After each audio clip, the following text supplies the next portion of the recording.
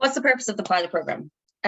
So the purpose is to build teacher capacity. So to build your capacity, we're providing teacher trainings. We're going to provide peer learning opportunities with this initial group of teachers. So we've got a group of teachers from last year, and then we've got you guys who are starting this year.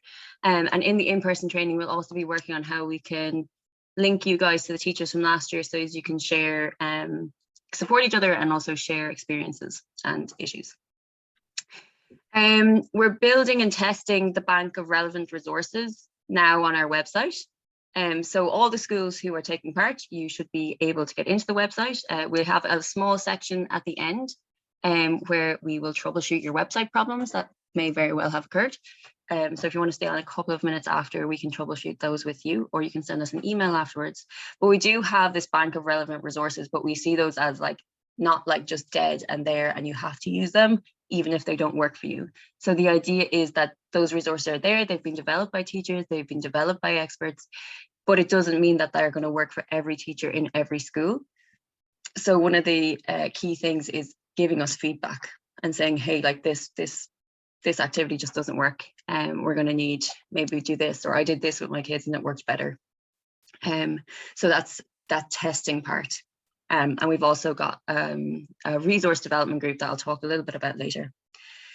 So the aim of the pilot program is to review the course with a view to amending the specification where necessary based on teacher experience. And that again is all about your feedback to us. So it's really important that you feel that you can say things to us very honestly about how things are going. And we're here to support. And our role, myself and Nancy, is to make this program and this course as good as possible. So when the pilot is finished, it's really wonderful and every school wants to do it and every kid wants to learn about climate action. And yeah, so do give us feedback so that we can continuously review the course and evaluate the impact of the course on student perceptions of their knowledge, skills, attitude and motivation for climate action. So we do have a survey that we'll be asking you to give to the students because we don't have any contact with the students. You're the ones with contact with the students. So we're going to need you to do some surveying of the students at the start of the year and at the end of the year so we can see, is it having the impact that the course specification wants to have the impact on students. So that's the aim of the pilot program. So we're going to have monthly online teacher trainings and peer learning sessions. So they're going to be once a month on a Wednesday. I've sent you all the dates for those already. You also have the opportunity of attending the year 2 core. They're not around units of learning, so your trainings are around units of learning, but we're also going to have more thematic trainings, which are things. We've got one in October on how can we empower young people to take action? How can we be empowering rather than just teaching them and telling them what to do, so they can develop their own actions and their own ways of creating change in the world. And we're getting external experts in this field in for those kind of trainings. So you're very welcome to come to them, but you don't have to. The monthly online trainings that I have sent you the dates for are around the units of learning. So we'll be running through each unit of learning and kind of going, these are some of the activities, maybe these are the more complicated activities, and you'll have opportunities to ask us questions and to chat to each other about the different activities.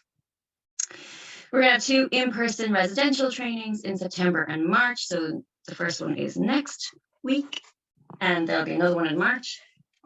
We have our online platform, which we're going to talk about in a second, and Nancy's already mentioned. And we've got the resource development group. And the resource development group will be a small group, and we'll ask you to let us know if you want to be on it. I'll talk about it a bit later. But the idea behind that is basically that you will have a bit more of a role in helping us refine these, refine the program, refine the activities, and to make them as useful as possible for the classroom. So we'll be presenting you with, here's what we think is going to work. You'll go away, you'll have a look, and then we'll have meetings, 4 meetings in the year where we'll come together and have a discussion about the activities and change them if needed. Okay, so again, this is the list of training topics. So we're in August 31st now. And we'll be doing a small introduction to Unit 1 today. Next week on the 8th, we have our in-person training, so nature-based education, climate justice. In Unit 1, we'll be doing some of the kind of more hands-on training, and we'll have a chance to do a lot of discussion around the skills that we need to, my internet connection is unstable, it's just said, so hopefully you can hear me. Then we're going to have an introduction to Unit 2 on October the 12th. This October the 19th is the one I was saying is optional for you guys, but I do think it would be really, really good for you to attend it. So building student capacity. And on November 16th, you'll have the introduction to Unit of Learning 3.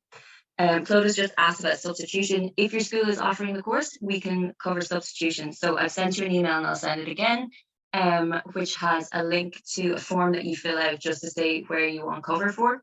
And we will cover your substitution for those dates and times. Okay, and for in-person trainings, we cover everything. We cover accommodation, mileage, transport, food, everything. Okay, and then spring 2023, we will have more peer learning sessions. So we'll have intro to Unit of Learnings 4 and 5. Again, we'll have the optional trainings about learning from social movements in Ireland, and we'll have the in-person training in March. And we'll send you out a question around which dates are going to suit you, because that'll be probably a 2-day training in March. But we'll talk to you more about that later in the year. So just to tell you, I guess I told you a bit about what these are already. So we're going to send you these slides. So just for the sake of time and your brains, you can read these yourself about what each training is going to be about. So like I said, the one next week, we'll talk about place and nature-based approaches, climate justice, and a reflection and mentorship space. In October 12th, we'll be talking about Unit of Learning 2, which is about connecting to my place.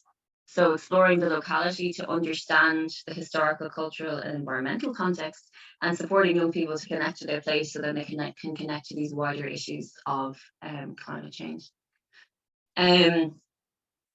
The person who will be leading the student capacity supporting youth-led action workshop is Valerie Millay, and she's amazing. I really recommend her. She's current convener of the Youth Citizens Assembly on Biodiversity, so she's really, really good at getting young people to talk about this stuff and to feel empowered to take action. And on the November the 16th, we'll have a Unit of Learning 3 session on understanding climate change. So that'll be the most sciencey topic. Okay, and then like I said, the resource development group is for you to self-select, and so let me know if you want to be interested or if you want to be part of that. I'll tell you more about it next week on the 8th. But basically, like I said, it is to review the outlines for the year, review the units of learning, maybe test some of the activities in your classroom, let us know if you've used different activities. And the idea is it's just a smaller group who are supporting us to make this as good as possible and doing a constant kind of review process. Okay, I'll hand over to Nancy to talk about the ISSU. Okay, so this is very brief. Just to let you know how we are working with the ISSU. So the Irish Second Level Students' Union generously partnered up with us at the start of this pilot project. So once the specification had been published last summer and we were getting going with the pilot project,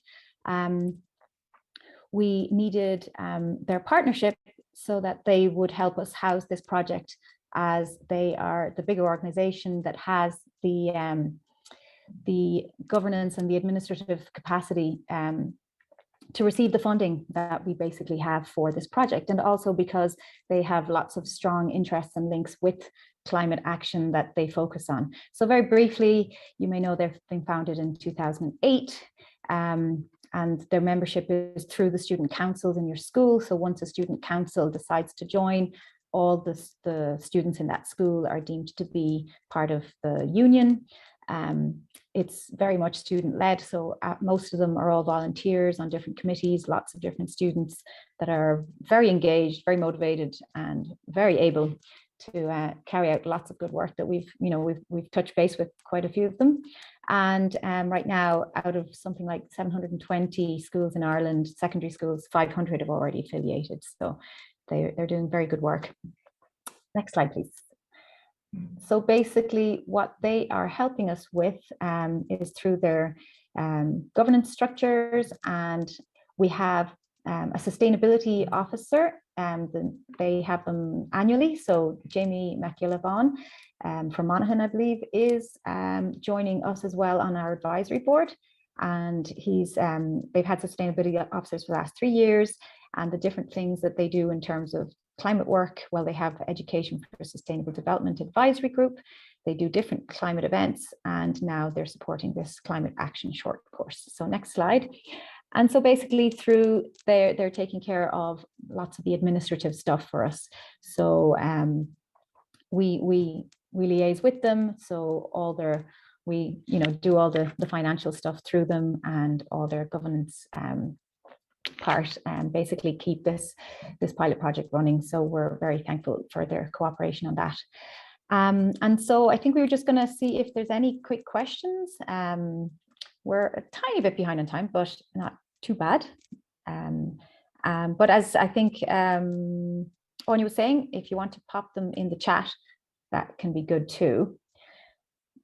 So I think if there isn't a burning question, I will pass on to Lisa from Worldwide Global Schools. Perfect. Okay, so hi everyone. I'm conscious you're getting a lot of information this morning, so I'm just going to really give you a little bit of a whistle-stop tour with regards to Worldwide Global Schools. So my name is Lisa Gallagher, and I'm the Grants and Operations Officer. So I look after grants, and also I work with NGOs and some school networks. So we work with the issue of the Climate Action Short Course. So that's just to explain the link there. I was going to ask who's heard of Worldwide Global Schools, because I was just curious, but I'm conscious a lot of you have cameras off, so maybe we'll just move on that one. But I'm not going to give you too much information. I'm just going to give you little pointers so that maybe when you have time, you can have a look and follow up on stuff if you are interested. There's a lot of links, and there's a lot of synergies probably to be gained in terms of particularly climate justice, but also wider than that. And I suppose it might be stuff that you might be interested, or it might be something that you might want to share with some of your colleagues. So so Worldwide Global Schools, we're the national program to increase the spread of global citizenship education in post-primary schools in Ireland. So we do that in a number of ways. We provide support, so that's support to teachers, and teachers can get in touch with us.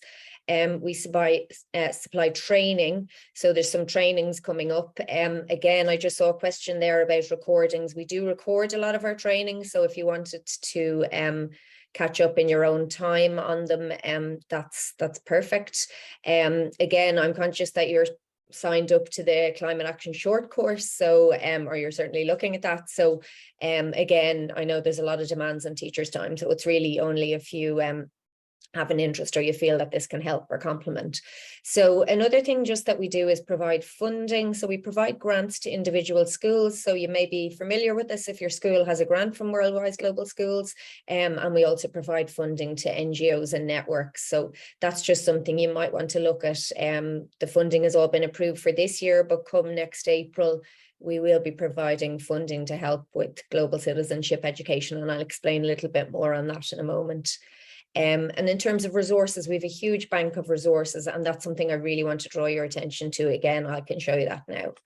So just for people who may or may not be familiar with global citizenship education, it's also known as development education and is described as a powerful vehicle through which we can better understand the world we live in and take action to change it as informed global citizens. So again, it's looking to equip both educators and learners with the knowledge, skills, and the values to act ethically and sustainably in a world that's complex and highly interconnected. And a huge part of GCE, I suppose, back previously, there would have been a big focus in a lot of schools on the sort of charity model, but GCE is really trying to inspire solidarity by supporting people to realize their full rights, responsibilities, and potential as global citizens in order to take meaningful action for a just and sustainable world. Now, yeah, just to try and get your head around global citizenship education, it looks a lot at these themes. So you can see climate justice is there, but obviously there's lots of other themes that we look at, and a lot of themes that interweave with climate justice in terms of, you know, ethical production and consumption, biodiversity crisis, human rights. So you can have a look at all those. Fair trade, and particularly, I suppose, global arms trade is a big one at the moment, and the inequality. I'm sorry, I think I jumped there. So yeah, so just to kind of explain quickly, and I'm conscious I've only got a few minutes, so it's a whistle stop tour, I guess. So we talk a lot about the head, the heart, and the hands. So yeah, it's the knowledge and skills, the values and attitudes that we're trying to change, and then the hands sort of represents both the skills and the action. So we're trying to bring students ideally to action, but again, meaningful action as opposed to tokenistic action. So we try and help communities of practice. So teachers come together, like we'll have a whole cohort of new teachers now. Some of them will be grantees with Worldwide Global Schools, some of them won't. So it's absolutely fine. It's still, you can attend our trainings, they're open to any teachers, and just, you know, get a feel for it. And again, you can have your cameras off if needs be. You don't have to interact kind of initially. It's obviously more helpful if you do, but it's completely up to you. The grants I've mentioned, and then just, I suppose, the whole thing, experiment, fail, and learn. And then quality. So quality obviously is what we're trying to achieve by critical thinking. And we have steps. Oh, sorry, was that? We have steps that you can follow. So again, just for GCE, I'll show you our principles in a minute, but I won't go through them in detail. But a big thing for us is in terms of looking at the root causes of inequality and global justice. So scratching beneath the surface. Challenging stereotypes, again, is another big one. As I mentioned, solidarity and linking justice issues with our everyday lives. So things that are going on around the world and how they link with the actions that we do. I've seen a very interesting thing recently where they were talking about, like, every time you spend something at a checkout, that's your vote. You're voting, or you're supporting whatever that is. So you know, everything we do every day can have an impact. So also hope, I suppose, is a big thing, and just for climate justice as well, to try and, you know, there's only so much that we can control, so it's to try and work within our sphere of control, and then using our subject areas for change. So I'm mindful that some of the teachers on this call can be all different subjects, and we in Worldwide Global Schools, we have a lot of resources for all the different subjects. So I want to draw your attention to this handbook, basically. So this is a teacher's handbook, and it's a how-to guide to global citizenship education. I'm not even going to click into it, but I'll just show you where it is on our website shortly. So that is a really helpful tool for anything that you might be embarking on with regard to the themes that I spoke about. So here is our principles here. So again, I'm not going to go through them in detail. I just want you to be aware of their existence. So again, I had mentioned a critical approach to GCE, the complexity of the issues, the role of global citizen, and a solid human rights base. So again, if anyone was looking at climate justice, I suppose we would always in Worldwide Global Schools be really seeking for, you know, the human rights element of it. So not just the plastics, not just the ocean, not just the biodiversity crisis, but the human rights as well. Unlearning and reconstructing is a huge part of this, and I'm sure you've come across this concept before. I know for the Educate Together schools, the ethical education, there is again a lot of crossover. scaffold with teaching and learning. So again, you all have really busy teaching schedules, so it's trying to help to teach points and angles that you're already going to be teaching, or to bring them into something that you're trying to teach anyway, and then the local to global links. So and then the final one is the solidarity approach, which I've mentioned already. Again, this is in our teacher's handbook, and I'm just drawing attention to it. I don't want you to get hung up on the detail, but just again, if you are taking on any subject we talk about, and maybe this is the biggest piece of the day, is identify your target market and support network. So try to just make sure that you have a support network around you if you're embarking on any of this, and then choosing your theme, exploring a theme, raising awareness, and then creating meaningful change, and then the whole reflection piece. But again, I don't want to bombard you with information. This is just a global passport framework we have. So again, if you wanted to jump into one of these particular stamps, like curricular or student capacity or school leadership, so focus on one if you were ever to look at working under the grant to bring global citizenship education to your school, or indeed to further it. Just a little something to think about in terms of climate justice. We have our language about the climate crisis can inadvertently and wrongly equalize it. The climate belongs to us all. Global warming is happening everywhere on Earth, so all must be similarly affected. But students need to see how this crisis is tearing through the world in profoundly unequal ways, with some losing lands and lives and others cushioned from its effect behind gates of privilege. And I suppose we're all kind of seeing Pakistan at the moment, and you know, these things are really becoming a huge reality for people now. So, and obviously we're seeing effects in Ireland as well, to a lesser extent. So this is just our website. So it's it's worldwideschools.ie, and I'll show you that shortly. And I'm just to show you, the main thing to go into is support zone. And then all our resources we have in under this resource library. So you could look at climate justice or biodiversity, or whatever you might ever want to look up. Or again, if you want to suggest for any of your colleagues to look up, we have a lot of subject guides in there, and you'll also find the teacher's resource. That's the 6-step program that I was talking about there, where you identify your target and your support. And then training and events, again, we've a lot of stuff in there. So previous trainings on climate justice, on peace, on fast fashion, all various things that have been done with teachers over the years. So feel free to have a look at some of those. So then, yeah, so just in terms of climate action support, as I said, there's resource sheets within where I showed you there. We're doing a little bit of work on our website at the moment, but it shouldn't change too substantially. But yeah, you can see there poverty, recycling and waste, sustainability, and degrowth is a huge topic for us this last couple of years, just in terms of looking at that whole area. Again, there's some of the guides there, which I think I've just another slide on that. Yeah, so just to point out that we do have these guides. Some of them we have in Irish, and they are basically showing how you can bring global citizenship into, say, science, business studies, English. We have junior cycle and senior cycle ones, modern foreign languages, visual art, and loads of other subjects. So please have a look at our website if you're interested, or as I said, again, encourage colleagues to. I'll give you some details on the education officers just at the end, which will be very shortly. And if you want to get in touch with them, they could send you out hard copies, but you can take all those from the website as well. No problem at all. So yeah, just there's some starter workshops coming up, and again, I'm mindful that there's other trainings related to the short course, but just if someone wanted to even sit on, again, these are kind of lunchtime ones, and these are morning and evening ones, but some of them can be lunchtime ones as well. So these are just teacher the starter teacher training workshop, which is going to be coming up in September. And then there's yeah, so we'll explore the toolkits and the models.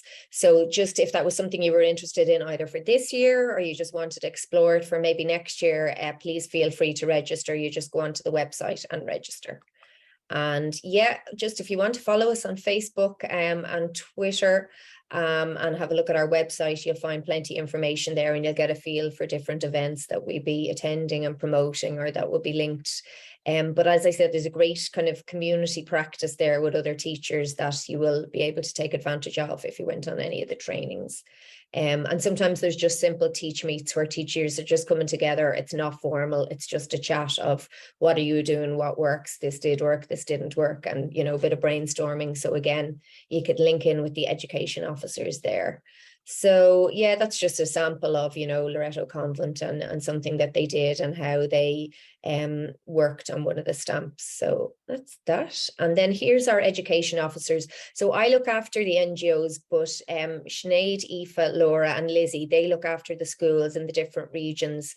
So Anya can share this detail with you after, or you'll see it on the website. So depending on where you're based, you can get in touch with Sinead or Lizzie, just have a chat if you want, or to attend one of the trainings. And that's it. So basically, just thanks a million for your attention. As I said, we are here for you if we can support in any way, and that applies to ISSU also in the climate short course. So look, best of luck. That was, as I said, just a whistle stop tour, but just to give you an idea of some of the stuff that is available. So I will stop sharing now. So I guess one of the important things to know about why we brought Lisa on was firstly because they support us, but also because a lot of those methodologies that she's been talking about is the way that the short course will be taught. So we'll be using global citizenship education, and it'll be important to, if you don't feel confident in that, a lot of our trainings will focus on, so next week we'll focus a lot on those kind of methodologies, and through the trainings we'll be looking at how do we use these skills and these activities to help young people feel empowered, identify root causes, take meaningful action. And it's a bit different to just telling people and teaching straight off. It's a bit more exploratory. So I know that some of you will be very, very experienced in that, and some of you might not be so much. And that's, I guess, where as a small group, we'll be able to support each other and learn together. Okay. So you have heard an absolute load from us. I feel like we've just battered you. So we'd like to hear a bit from you. So we're going to put you into breakout rooms for just 5 minutes, and then we'll hear from the student, and then we'll have a break. But what we really want to know from you is what's feeling challenging, if anything, around this short course. So it might be, I'm really afraid that I'm not going to have time to go through all these resources, or it might be nothing's feeling challenging, or it might be I don't know anything about climate science. Whatever might be coming up for you as a challenge. We're just going to ask you, you're just going to be in breakout rooms of 2 or 3 if there's 2 people on your screen. And you want to share your challenge and something that you think might support you with that, because that's really helpful for us as well to know if there's things that you have already identified that can support you with challenges that you're identifying. I think a lot of you have had a look at the website, so there's certain things that you can see that are available for everyone to see, and then there are the internal, let's say, things that you can access with logins, and we'll go through all the logins, because basically we're also learning our way around the website, as we had a very good designer who's put it together with a Moodle platform, which is going to be super handy for sharing between the teachers.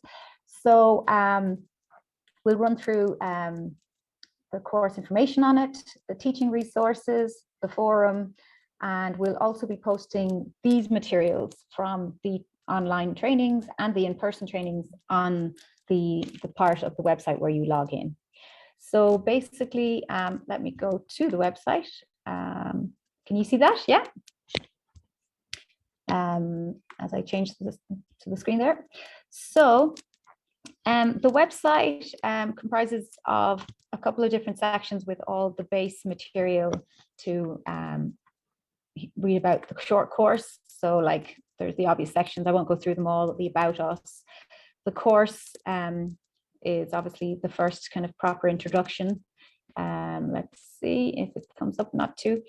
And there's a video, I think, on this that it goes through the strands, sorry.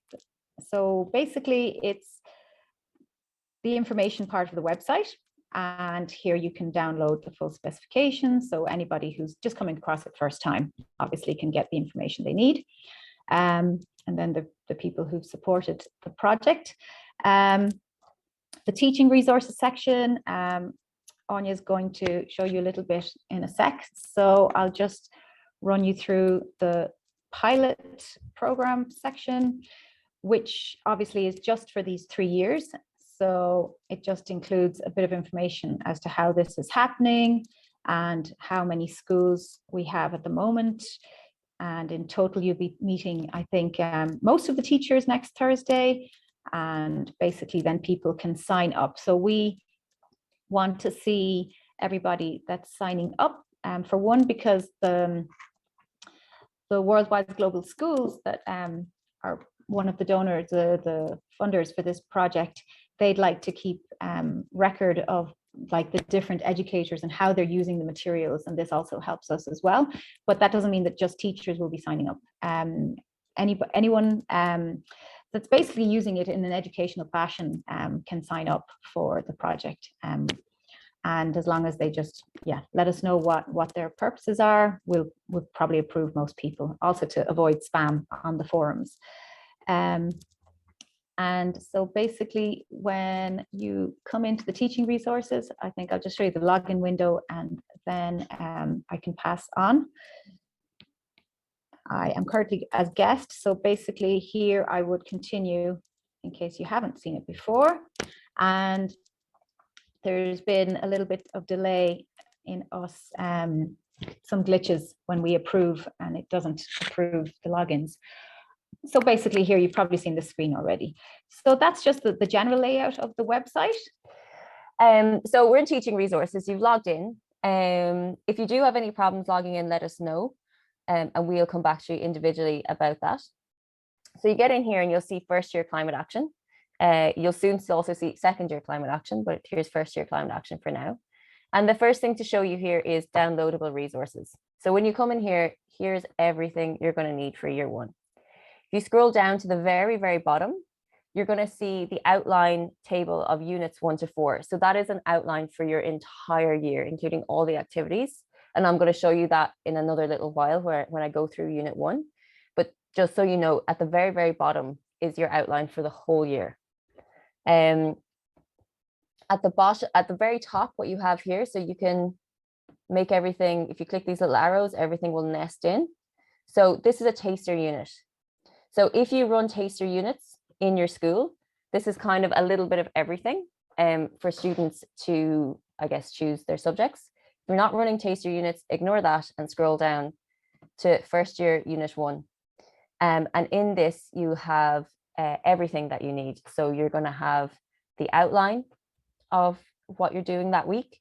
You're going to have teacher activity outlines for each activity. You're going to have PowerPoints for each activity, and you're going to have student handouts for each activity. So hopefully that will make it, even if, as Aoife said, you're like, I just found out about this and I don't know what I'm going to do. Hopefully this will make it very straightforward for you. Now you might want to adapt these. There might be too much. These are based on hour-long classes, so you might need to pull back some of the activities. You might want to add some stuff of your own. That's totally up to you, but they're here. So there's lots and lots of activities here for you to do. At the end of each section is for 5 or 6 weeks. At the end of each section, so here we have first year unit 1, so week 1, week 2, week 3, week 4, week 5, and at the end you have first year unit 1 outline table. So again, that will show you everything that you need for it'll just in one document, a table of everything that you need for that unit. And then it goes then we have unit 2, unit 3, unit 4, unit 5. So that's all in teaching resources, and I'll go through unit 1 a little bit more in detail in a few minutes. The second most important thing here is the forum. So the forum is where we want your feedback. So the forum is the place where you're going to try out a resource and go, oh my God, like I was using this resource and it's like there's some nature-based stuff, for example, and you might go, it was asking me to go into a forest. I don't have a forest. But what I did instead was I went into the local park and we did this instead, or I actually don't know what to do, that forest activity is coming up next week, does anyone have any advice for what to do in the city centre? So basically the idea of the forum is you can have these discussions, you can ask questions, you can offer materials that you've developed yourself that you feel that others might like to use, and in each forum, so we've done it for unit 1 already, so we've got unit 1 week 1. You click on forum, you'll go in, and then you'll say, so I want to say something about week 1, I'll discuss this topic, and I can click reply, and I can say everything was amazing, and you post it, and then other people will see that. Okay, so that's the forum, and we really encourage you to use that.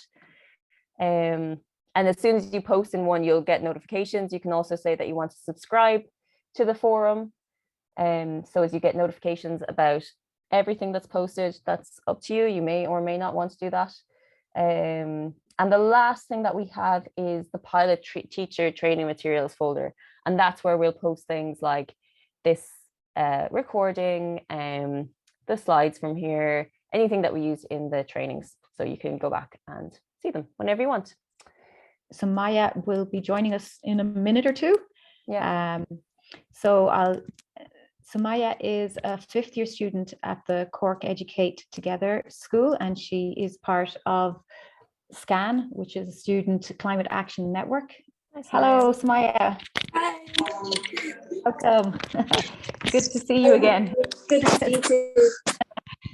Samaya also did a lovely presentation for us for our teachers last year. So we asked her back because the teachers found this a key moment to listen to the student voices. So we're actually hoping as well to have a little bit more of this in some of our other sessions, to kind of really weave in our student voices into a student course, obviously.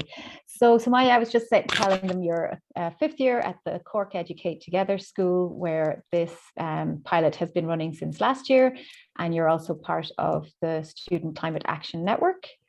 And you've been active for a number of years, and yeah, so hi everybody, like you were told, my name is Samaya, and I'm just going to be giving a quick 10-minute presentation with my experience in climate action in schools and what skills I think that the experience of the class and the climate action organizers has given me that I still use now. So yeah, the next slide. So yeah, like I said, my name is Samaya, and unfortunately, I don't think we have time to do like name go around or anything, but that should be okay. I've just started 5th year this year, and I'm 16. So when I started my climate action kind of journey thing, I was in 1st year and I was 12. So 4 years have passed. I'm getting really old. So yeah, so the plan of the workshop is I'm just going to do a quick presentation, and then we'll have time for questions. And feel free to interrupt me if you have any questions, or if you'd rather use the chat function for questions, that's no problem. So yeah, next. So introduction to the movement. Personally, I only really found out about climate action in the summer of 2018. So the new youth wave of climate action movement initiated by Greta Thunberg, school striking in August 2018 was like such a huge deal. I kind of already had an idea about what climate change was, but climate action was kind of a bit of a foreign subject to me. And when I went into 1st year is when I really started to learn about it. So yeah, a new wave of so many youth who began to worry and care about their future really rose to prominence during that time. So the major groups in Ireland who are organizing these kind of climate strikes back in 2019 and early 2020 was Fridays for Future Ireland and Students Climate Action Network, which I'm part of. And these two groups co-organized the major climate strikes in mainly Cork and Dublin. So yeah, next slide. Yeah, so this is just the November 29th strike that was organized by the Students Climate Action Network and Fridays for Future. And it was actually partially organized whilst we were in school. So next slide. So yeah, this is also organized by SCAN and Fridays for Future. And it was kind of a liaison between North Wicklow Educate Together and Cork Educate Together. So yeah, the next slide. And yeah, that's just another strike. So next slide. So these were the strikes that went on in Ireland. I think there was a small one in Clare as well, but these are just the main big ones that got a lot of media coverage as well. So yeah, next slide. So organizing at schools. This was one of our weekly lunchtime meetings of our climate action organizers. And our first ever meeting was on Friday, it was on a Wednesday or a Friday before the Christmas holidays in December in 2018. So this was one of our regular weekly lunchtime meetings of the climate action organizers. And at this meeting, there was actually a large turnout.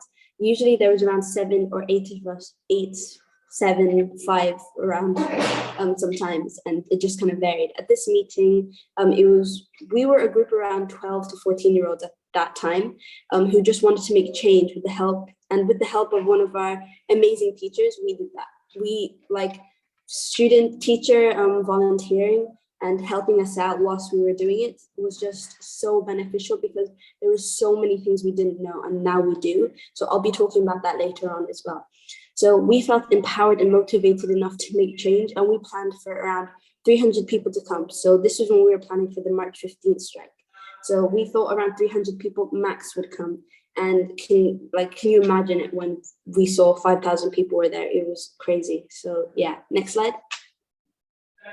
So yeah, if there's any questions so far, you can just write it in the chat. And if I see it, then I'll try to see it, and then I'll answer it. But yeah, next. So how can teachers foster student activism in classrooms? So I know there's loads of ways that teachers can achieve this, but here are just some of the things that I find useful, and yeah, I think other people will find useful as well. Next slide. The main one I think that's really important and doesn't get spoken about enough is combating eco-anxiety.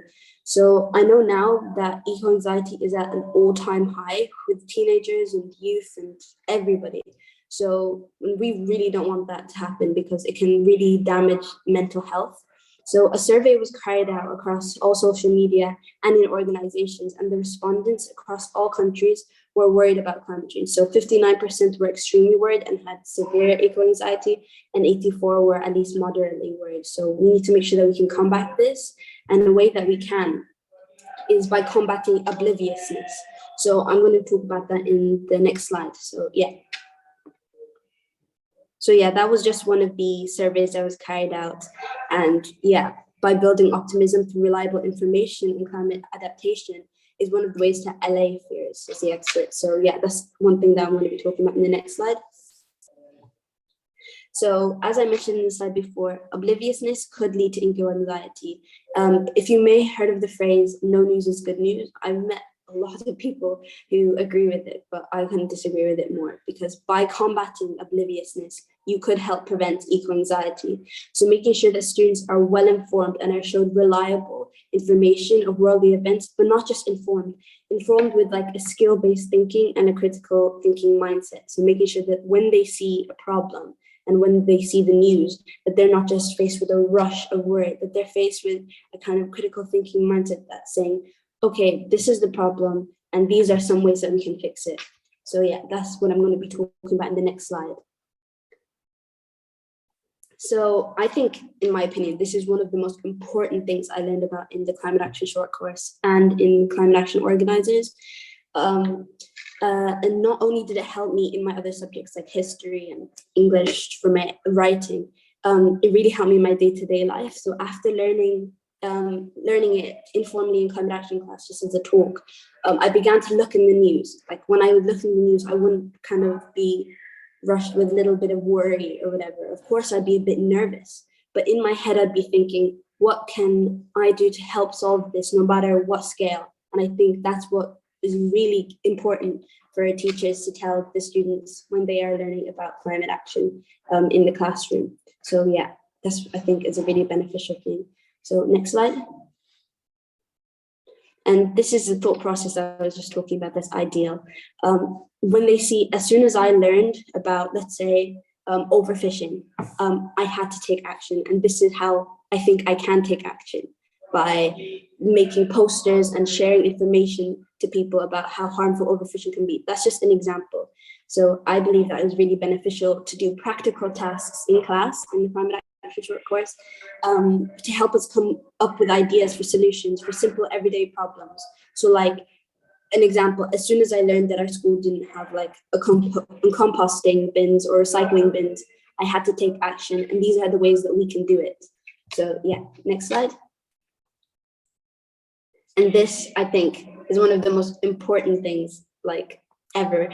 A feeling that you can make a difference is so vital to give students, and the motivation and empowerment for them to want to make a change. I know that when I was in primary school, I was really nervous, and I probably would never even have dreamed of like giving speeches or even doing small presentations like this. I didn't like to speak up at all.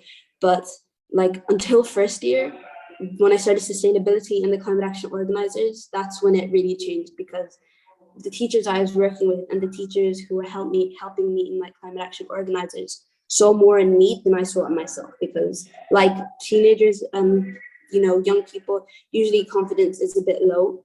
So when they saw more in me than I saw in myself, it gave me so much encouragement and made me think, okay, I think I'm doing something right. So yeah, my teacher had a lot of part in this, and so did extracurricular activities like the climate action group. And it gave me the motivation to want to make positive change. And I genuinely don't think I wouldn't have had the confidence to do it, to try even make change, if I wasn't given that foundation. So yeah. The next slide is, so a way to give the students that empowerment and the enthusiasm and optimism to want to make these type of changes is to not just show them international young activists like everybody knows who Greta Thunberg is. Some people know who Vanessa Nikate is or Isra Hirsi, who are young climate activists, just to name a few, but to show them national and local climate activists who are around their age as well. So things like Dara McNulty, he's from Northern Ireland, and he's the author of A Diary of a Young Naturalist, which won some awards, and he's one of the youngest people to win some of those awards. Or even commonly, like I think most of us know who like Saoirse Exton is, and she's a climate activist from Limerick, and she's a schoolgirl as well. She does so many incredible things. And I believe by showing them the climate activists the same age as them and getting them enthusiastic and motivated to make change, like it could help them do that, and it could help them think, oh, that person's my age, they go to school just like me, and they're making these changes, whether it be on a big scale or a small scale, because nobody is too young to make change. And the sooner they learn that, the better, because you don't have to be any specific age to make any difference. So yeah, next slide. So these are just some extra teacher support that teachers who are volunteering in things like SCAN and the climate action organizers did that really helped us out. So yeah, as youth activists, support that we found helpful was motivation and encouragement, like I mentioned, things like booking meetings and spaces and supervising the financial elements and the contacts and proofreading and managing Facebook accounts. These are all things that we didn't really know how to do at the beginning, and they help us and they teach us and pass on the skills. And whilst they still do a lot of that now, it's just like it builds up our skill sets, and I think it really helps us become these active citizens and people who really want to make change and know how to do it now because of the climate action short course and because of the teacher support and extracurricular activities and things. So yeah. I just wanted to clarify, I didn't say at the beginning, well, I think Samaya said it. So basically in her school, they've been running the sustainability short course for a number of years, which she's been part of, which is the predecessor, let's say, to this climate action short course. So that's where basically she was starting from, let's say. But yeah, obviously, if you have any other questions, and we have made links between this short course and the student networks, the SCAN networks. So we'll be encouraging you to go to those types of events with your students later on in the year when you feel up to it. So I'm going to talk about the learning approach. And we also wanted to tell you about the student SAT, which if some of you have checked out the resources, which Anya was looking through quickly on the website, basically this is an assessment tool that we are going to be asking you to do with the students. It's mentioned in the very start of the Unit 1. But it's also, so it was optional last year, but our funders have asked very much that we be able to tell them a little bit more about the student voice and how they are taking on this short course. So we will be asking you if you can fill out this assessment, which is a very short tool at the beginning, at the end of the year. So yeah, just to point that out there, and we'll be sending on obviously the assessment and all that. Well, it's part of the resource pack. So just very quickly, the learning approach, which again is part of the specification, which is online, and hopefully a lot of you have looked at it, except for those who just got timetables. So it's very clearly written, and basically when this whole project was being put together, the three authors investigated and took really the best from a whole range of really good pedagogical approaches. And so they interweave them to create what would also fit into the short course framework.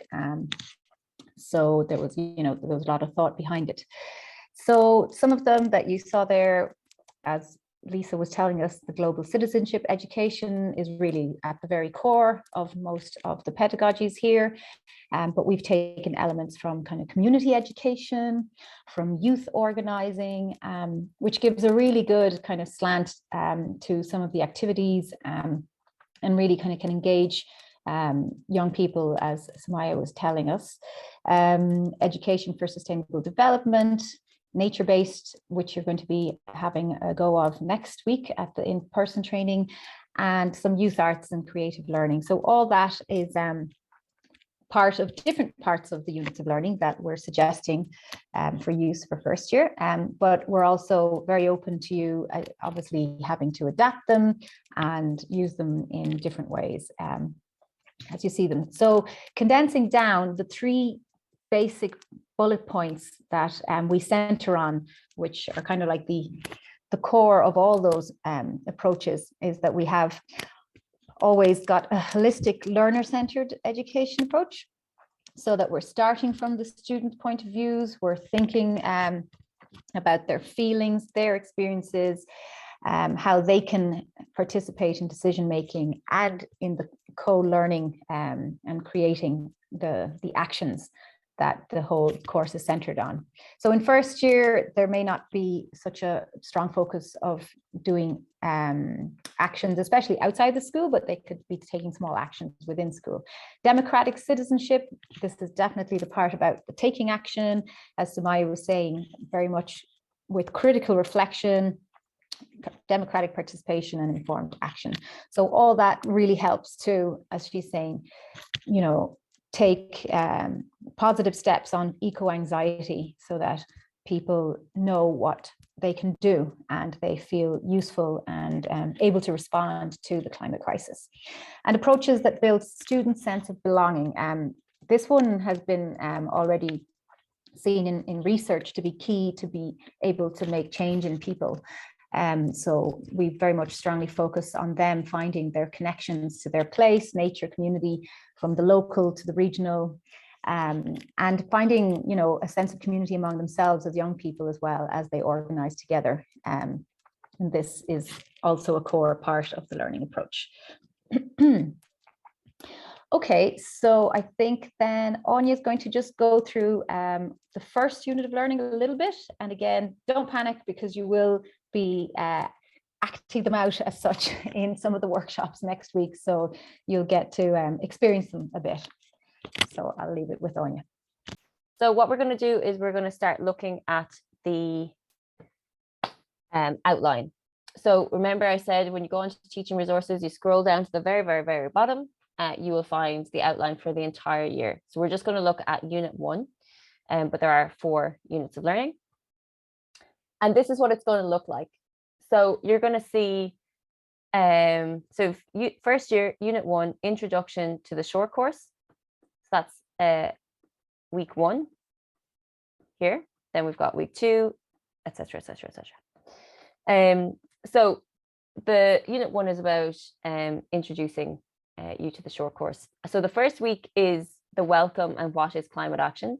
I'm going to go through a few of the activities with you in a minute, but I just want to show you what this looks like first. So on the left here, you're going to have what are the learning outcomes that we're trying to achieve with this week. Then in the middle here, you're going to have what are the activities and how long we suggest that they will take. And on the right here, we have the tasks and guides. So ideally, you don't have to come up with anything. You don't have to think about anything. There's bits of printing and maybe some materials that you might have to gather, but they're very, very, very clear guidelines. So in each, there's 3 different types of documents that you'll have here. And I'll show you on the website again that each of those documents is under each week. You'll have a teacher activity outline. So that teacher activity outline will say, you're doing this activity, climate action, photos and tactics. It's an interactive group activity. And you'll have to do, as a teacher, you'll have to do this, this, and this. And I'll show you that for this activity in a second. You also have a PowerPoint. Now, sometimes that PowerPoint is information. And sometimes it's like we're showing you a PowerPoint now. Sometimes it's a PowerPoint of pictures. And the reason we've put them as a PowerPoint is that it's easier for you to make them smaller and print them out 4 to a page or whatever. But that will be clear in your activity outline, your teacher activity outline. And then finally, the last one, there's actually none in week 1, but in week 2, so you'll see here for this climate justice activism role play and mixer activity, there is a student activity handout. So if there's anything, specific instructions that students need to get, that is going to be in the student handout. So 3 things, teacher handout, PowerPoints or role play cards or other kind of tool that you're going to need, and a student handout. Any questions on that before I go on? Sorry, hi. Hi. Yeah. Hi, just probably an obvious, but we have a lot of resources, and I remember emailing you before and asking, is there a hard copy of anything, you know, this that they need? Yeah. Physical, and I know I got your answer. So from last year's group, would you say what works is a folder, and those handouts would build up, and that would be their material for the class? I know they'll need, I mean, we have iPads in first years, they all have iPads and they're not using books anyway, and that's where we're going. But you know, the teacher in me likes to have that they would have the physical material. So would you recommend a folder? Nancy, do you want to answer that? I'm thinking ahead in my head of the different types of activities that would be coming up. And even though we know that everything is going a bit more technology based, well, I think the idea of the portfolio would include a folder. I'm sure they'll obviously have, if they are doing more iPads, they'll have a virtual folder with things as well. But I have a feeling that a physical folder would obviously help, not just for the handouts, but for the types of reflection activities or discussion activities which they will be doing in groups, or you know, planning meeting for an action later on, let's say, and those types of things. Well, they can choose, obviously they could be writing them up on the computer, or you know, taking their notes physically, making posters and stuff like that. So I think a combination would probably be best, because of the types of activities are quite varied. Yeah, that's. And some of them will be a little artsy, so then they can actually physically keep whatever they they gather as well. Okay. Thanks, Joan. Okay, so I do want to make sure that I give you an example of these activities. But I just want to quickly go through what each week is about. So the first week is literally what is climate action. So you're going to be showing them things like doing some literacy around some words with them, so they have words that they can use further on in the course. You're going to be looking at like different climate actions that people have taken throughout history. So it's just kind of getting them into that idea. You're going to be doing the self-assessment tool with them, please, please, please. We're going to need pictures of your self-assessments by the end of January or September. The second week is a bit of kind of inspiration. So looking at, as Samaya said, youth activists from around the world and other activists, and kind of going, wow, what have they done? What's been going on? And also making a group agreement. So we'll go through a group agreement if you don't know what that is, and the reasons for it, we'll go through that in the in-person. But this kind of week is a lot about getting the group together, getting them really thinking about getting inspired and creating an agreement about how they're going to work together going forwards. The third week is about community and place appreciation. So as Nancy was saying earlier, there's a lot of research that shows that if you can really connect to not only the nature in your place, which I guess is a traditional kind of environmental thing, but also who is my community, who supports me, what is the history of this place, how do I feel connected to this, so I want to protect this and other spaces for other communities across the world. And some of the activities in this week are using kind of like OS mapping, but also looking at who is my community, and thinking about that eco-anxiety part, and also thinking about moving away from individual actions that target climate change to kind of working as part of a community, and how communities can work together to support each other. And also creating a skills bank in this week as well is going to be really important. So kind of saying things like, you know, we might be talking about climate activism, but climate activism and action isn't just going out in the streets. It might be doing art, it might be using your voice, it might be using your writing skills. It can be a wide variety of things. So having a skills bank of the students in your class is going to help build that community together. I'm going to skip quickly past the learning outdoors because we're going to do a whole session on outdoor learning. It's really practical. There's a lot of skills there. It's very fun. You might just want to start thinking a little bit about where do you have outdoors that you can bring your students. We suggest it's in week 4. Obviously, you can swap these around. But where do you have outdoors that you can bring your students to kind of connect with the outdoors, play some games, ideally somewhere with a couple of trees, but it doesn't necessarily have to be that. And we'll talk more about that in the next week. And then the final week is about reflection. So again, it's really, really important coming back to this idea of eco-anxiety and well-being that we take, even for yourselves as teachers teaching this stuff. Like, you might start to kind of go, oh my God, this is really heavy. Not in the first unit, but as we go along. Maybe you've already thought about this. Maybe this is one of your first times really getting into climate change. It is heavy. It can hit you when you least expect it. You might be getting questions from kids that kind of, you go, oh my God, I actually don't know how to answer that. So it's really important that as we go through, we take time to do reflection and activities that are going to help the well-being of ourselves and of the young people that we're working with. So again, we'll do a bit of this next week on the 8th, but it's really important, and I really encourage you not to skip this section, even though you might go, oh, that's a bit wiffly waffly. It's really, really important. Okay, so I'm just going to show you one of the activities, and then I'll have a little bit of time for questions. So I'm going to show you this one.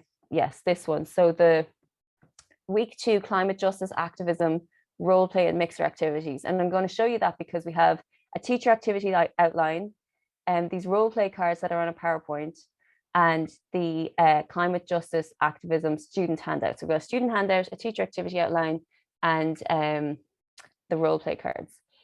So if you just bear with me for a second while I open one of these many tabs that I have open. So this one. So this is the teacher outline, okay? So this is going to show you the learning outcomes. You can see here at the top, the learning intentions for the students. So the idea behind this is that the students can compare and evaluate using the role cards, climate activists around the world and what they're doing to improve social and environmental problems they face. And then you're going to have, you see teacher preparation. So it tells you have to print out the cards and display them around the room. It's going to give you all the materials you're going to need. So again, hopefully this is making it as simple as you to like hit the ground running. And so you only have to read these and you got to go, okay, Tuesday, 9 a.m. I need to have my blue tack, my name tags, my student activity printed out, and the activism role cards printed out. And it's going to give you an example of, or a step-by-step of what you need to do, with discussion questions at the end. So for this one, what you're going to do is you're going to put the role cards around, you're going to ask people to discuss, oh, what are these different people doing? I'm going to show you the role cards in a second. Using Post-its first, they're going to do that. They're going to say like, oh, what do I think this person is doing? How does it make me feel?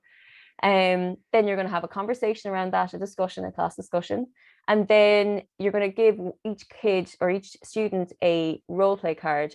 And then it's just a game where they go around and there is questions. They get their own handout, which you'll see in a second. And there's questions like, can you find somebody who has ever done a protest? Can you find somebody who has done a court case around climate change? And they just find them. And it's about just getting them thinking, inspired, and thinking about lots of different ways to create change.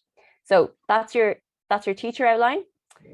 So I'll show you the student outline. So sorry, this is what the role play cards look like. So it's just pictures, a bit of information about each person. So there's a good few of those there from different places. And then the student outline. So this is a student handout. So you give this to students and it's just asking them these questions. So find somebody who is doing this. It's very straightforward. The teacher outline, I'll show you because that's the most important thing for you. So we have the learning outcomes, the learning intentions, how long it's going to take, what the methods are, what you need to prepare. So here's your thing I was talking about, the blue tack, what you're going to need, and here's all your instructions, and then some discussion questions at the end. So hopefully it's quite straightforward for you. And if there's a source for it, the source is at the bottom. And then the role play cards are here. Where are they? Well, I'll just show you. This is for another activity, but this is another like student handout, and there's role play cards there. It's very straightforward. And I'll just show you like just very quickly again. So it's in teaching resources on the website. It's in downloadable resources, and like here you go. First year, unit 1, taster 1. What's climate action? Here's my activity outline from the teachers. Here's the PowerPoint I need to show the kids. Here's another PowerPoint. Down here I have student handout for the week 2. So it is all there week by week. So even if you're like rolling into this and you're only getting there week by week, all you have to do is, I recommend, go to the bottom, download this outline table and go week by week and just go, okay, that's what I'm doing this week. Download these guys, hand them out to the students. You'll be fine. And if anyone is feeling that they're not understanding it, or there's certain activities that they're not getting, you can email me. So climateactionshortcourse@gmail.com, and I'm happy to hop on a call with you at any point to go through any of the resources. So yeah. Brilliant. And just to mention a question that came up there in the chat, a few schools are doing tasters. There's also kind of a couple of weeks where all the students get to try a couple of short courses, and then they may elect this short course. So we have a little taster unit pack, a shorter unit of 4 weeks that you can use, which is like still covers the different aspects that can form the short course, but we've kind of picked the more engaging activities, I suppose, to give them a nicer taste and motivate them to take the short course. And also those folks, which I think are a couple, I can't remember which schools exactly, there's 3 or 4 perhaps doing tasters in this group perhaps. You can let us know when let's say the full course kicks off exactly, because sometimes in October, some schools it's November, so that we know to get your student SAT, the assessments, later from you. So you can wait until you have your group that has actually decided to do it for the whole year. And I think that was one of the questions. Other people are reassured by it, and especially for your first year doing this. Then as you come into it, doing it for next year, mix and match and change and adapt as you need to as well.